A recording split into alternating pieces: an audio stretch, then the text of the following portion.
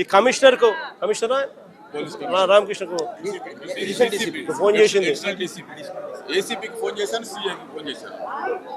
జోగి రమేష్ తిరుపతికి పోతా ఉన్నాడు. తంబళ్ళపల్లిలో వీళ్ళు అక్రమంగా ఈయన మీద పెట్టిన కేసుకు సంబంధించిన కోర్టుకు అటెండ్ కావడానికి.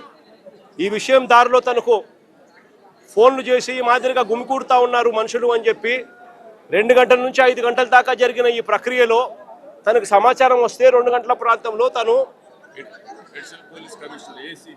ఏసీపీకి కూడా ఫోన్ చేస్తే కనీసము లోకల్ సిఐకి కూడా చేస్తే కనీసము నీకు రెస్పాన్స్ కూడా లేదు. కనీసం రెస్పాన్స్ కూడా లేదు. సిపి కనీసం ఫోన్ కూడా ఎత్తలా. నేను అడుగుతా ఉన్నా, ఈ మాదిరిగా ఇక్కడే కాదు అక్కడ అంబటి రాంబాబు అన్న విషయంలో కూడా అంతే. పోలీసుల సమక్షంలోనే 5 గంటల నుంచి రాత్రి 1:30 దాకా జరిగిన దహనకాండ పోలీసుల సమక్షంలోనే 5 బండ్లు 5 కార్లు పగలగొట్టారు. పోలీసుల సమక్షంలోనే ఇల్లు తగలబెట్టిచ్చేశారు. ఆఫీస్ అంతా తగలబెట్టారు. పోలీసుల సమక్షంలోనే ఇంట్లో అద్దాలన్నీ కూడా పగలగొట్టారు. పోలీసుల సమక్షంలోనే ఇంట్లో ఆడోళ్ళను కూడా దూషించారు. ఇక్కడ కూడా అంతే. పోలీసుల సమక్షంలోనే పోలీసులే పాత్రదారులుగా పోలీసులు కలిసి చేస్తూ ఉన్న డ్రామాలో ఇదంతా కూడా జరుగుతూ ఉంది.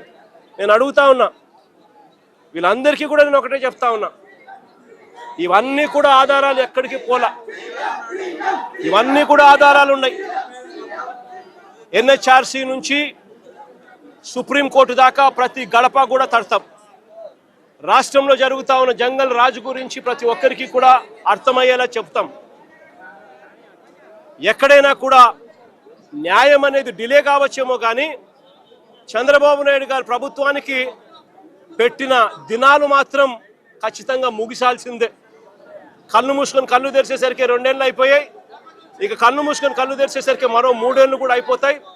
ఆ తర్వాత వచ్చేది మా ప్రభుత్వమే.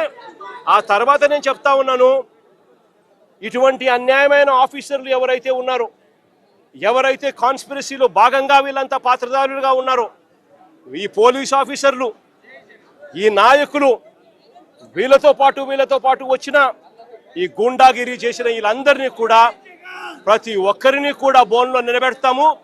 ప్రతి ఒక్కరిని కూడా చేసిన అన్యాయానికి శిక్ష వహించక తప్పదు అని చెప్పి కూడా ప్రతి ఒక్కరికి కూడా ఈ సందర్భంగా తెలియజేస్తా ఉన్నాను.